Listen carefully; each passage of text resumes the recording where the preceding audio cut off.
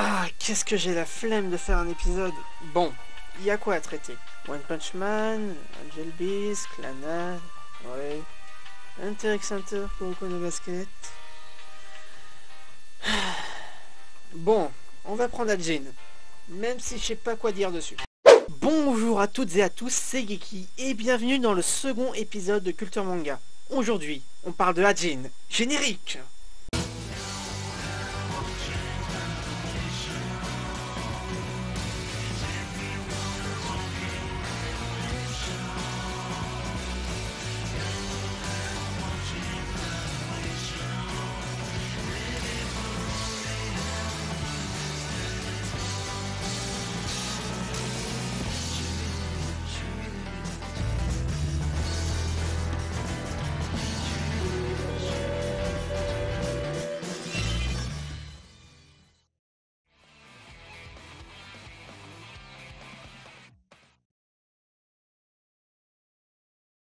Comme je l'avais dit dans ma précédente vidéo, que vous pouvez voir ici d'ailleurs, je ferai des épisodes à thème. Et bien c'est ce que vous êtes en train de voir. Je vais parler de l'anime de Ajin plus précisément, et traiter une certaine question qui fait fureur dans les médias. Celle de l'animation en images de synthèse. Mais avant de se demander tout ça, qu'est-ce que c'est? Ajin Semi-Humain est un seinen manga de l'auteur Gaman Sakurai et qui est publié dans le Good Afternoon depuis juillet 2012. Il existe aujourd'hui 8 tomes au Japon et 6 en France, qui sont publiés par Glénat. Le manga compte une adaptation en une trilogie de films d'animation, dont 2 qui sont déjà sortis. Mais ça, on s'en fout. Ce qui nous intéresse, c'est l'adaptation animée qui est sortie en janvier 2016 et qui est faite de 13 épisodes, réalisée par le studio d'animation Polygon Pictures. Et là, tu te demandes sûrement de quoi ça parle. Eh bien, je vais te le dire. Attends une minute. Cette phrase n'appartient pas à quelqu'un déjà? Je me rappelle plus qui. Les Ajin sont une espèce d'être immortel. Quelle que soit la façon, ils ne peuvent apparemment pas mourir. Seulement quelques dizaines sont recensés dans le monde. L'histoire se centre alors sur Nagai Kei, ou Kei Nagai, tu dis comme tu veux, tu fais pas chier. Jeune étudiant japonais qui voit sa vie chamboulée quand il se fait renverser par un camion. Dit comme ça fait un peu bizarre. Nagai survit à l'accident, et c'est alors là que l'on découvre l'existence d'un nouvel Ajin au Japon. Il s'enfuit et est chassé par le gouvernement. Son ancien ami Kaito décide de l'aider à s'enfuir. Voilà, en gros, c'est ça. Pour vous dire tout de suite, Ajin, c'est très bien. Mais il y a pas mal de défauts, alors lançons-nous tout de suite dans le vif du sujet. Attends un peu toi, on parlera de toi plus tard. Bon, je vais quand même vous expliquer ce qu'est un Ajin, ça serait con sinon. Les Ajin ont une apparence humaine, la seule chose qui les différencie physiquement des humains sont de petites particules noires qui s'échappent de leur corps lors de leur régénération. Aussi, ils ont la possibilité d'invoquer un fantôme noir. On ne sait pas vraiment ce que c'est, sauf qu'il est une part de l'Ajin en question. On sait juste qu'il répond aux ordres de son invocateur. J'utilise le terme invocation car je vois pas vraiment quel autre terme utiliser. On verra que l'auteur mène rigoureusement son scénar, et je peux vous le dire qu'on tombe sur le cul à plusieurs reprises. Ajin à mon goût est vraiment très bon, mais cet animé révèle quelques incohérences. Enfin ce que je pensais être des incohérences. On va revenir dessus plus tard. J'ai dit, on y revient plus tard toi. Certaines idées sont bien représentées, comme la cruauté de l'humain par rapport à une autre race, qui la met en danger. Ajin n'est pas le premier manga à traiter ce sujet. On peut voir déjà cette thématique dans Tokyo Ghoul. Mais encore une fois, je trouve cela bien fait. Ici, Nagai se retrouve seul. Ses anciens camarades le délaissent et il est alors pourchassé comme une bête, car c'est comme ça qu'il est considéré. Une prime est mise sur sa tête et c'est maintenant toute la population nippone, voire le monde entier qui est à l'affût. La condition de Nagai et même d'un quelconque Ajin est mise en question. Et c'est avec différents Ajin que l'on va voir les solutions face à cela.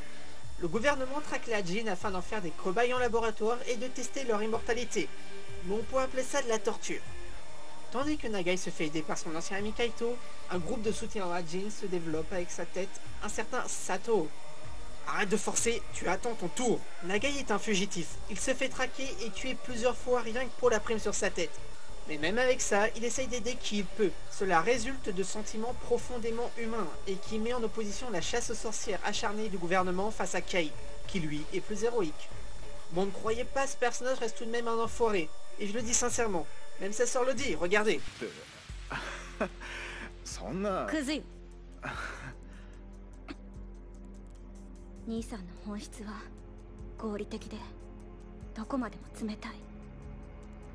Bien qu'il soit très intelligent, ce qui lui permet de trouver des stratagèmes rapidement et de survivre plus facilement que d'autres Ajin, il est froid, et autant il peut éprouver de la pitié, autant il n'en a rien à foutre.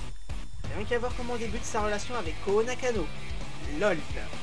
Mais on voit que Nagai est juste hostile car il est en danger, et qu'au final il peut faire confiance aux gens, et qu'il est pareil que les humains psychologiquement. Satoo, lui, décide d'employer la violence. Il cherche certes à défendre les Ajin d'une certaine torture, mais de force.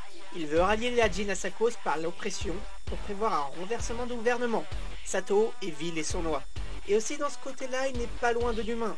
Il devient un terroriste. Ainsi, on peut voir que l'opposition Ajin-humain est très marquée dans le scénario, et ce, grâce à de différentes relations.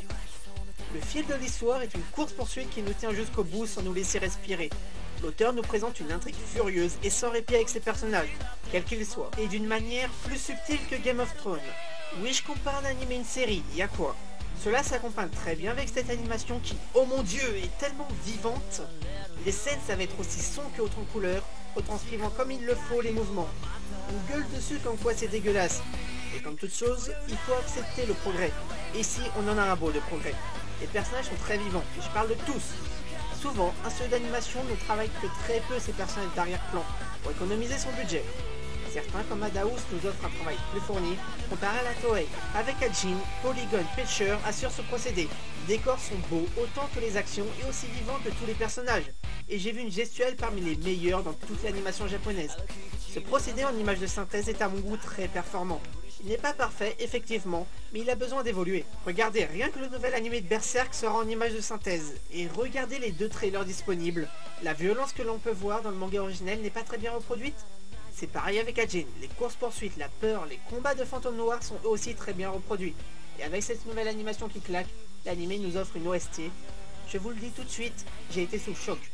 Elle est totalement excellente, il n'y a rien à redire. Elle augmente la pression qui existe dans l'anime dans les plus grands moments. Écoutez ça.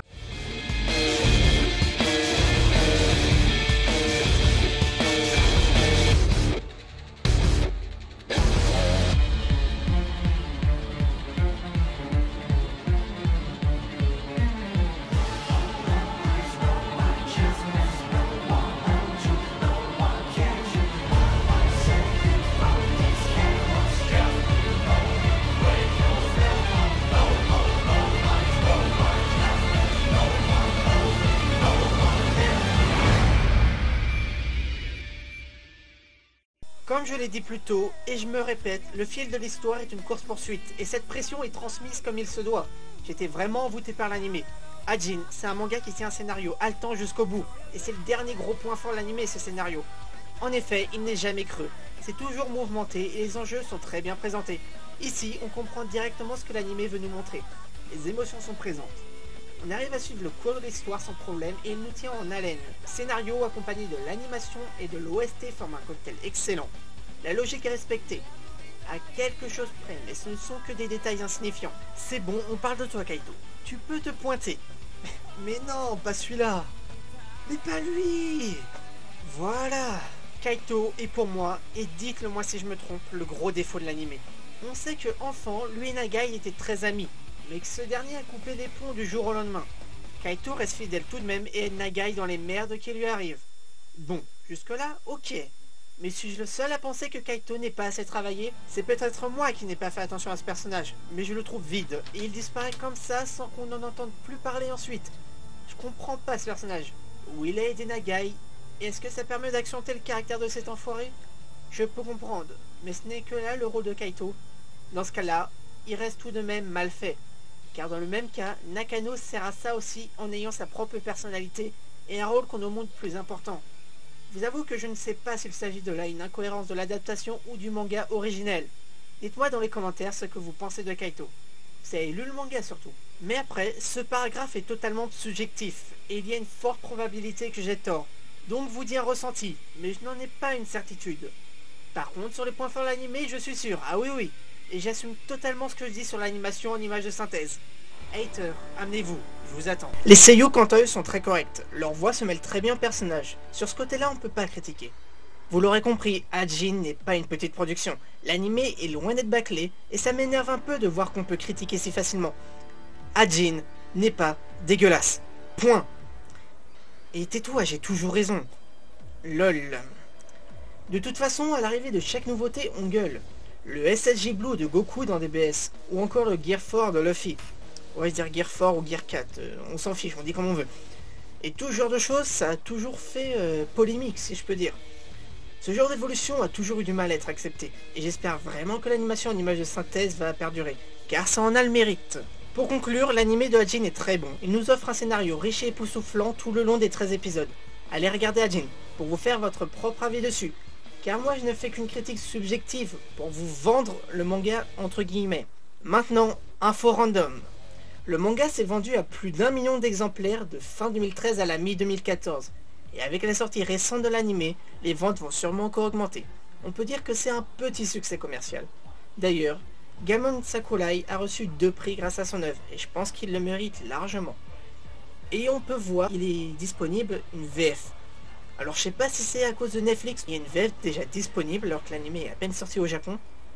C'est assez étonnant, mais on le sait tous, les VF font peur. Elles sont souvent pas travaillées, et il y en a très peu qui sont bien, et encore moins qui sont mieux travaillées que la japonaise. Oui, ça existe. Voilà, l'épisode est fini. J'avoue que je ne savais pas trop quoi dire dessus, mais j'ai essayé au maximum de donner mon ressenti sur cet animé. Si tu as aimé, like et commente, partage sur tes réseaux et n'oublie pas de t'abonner, ça fait toujours plaisir. Sur ce, je vous dis à très bientôt et portez-vous bien jusqu'à la prochaine.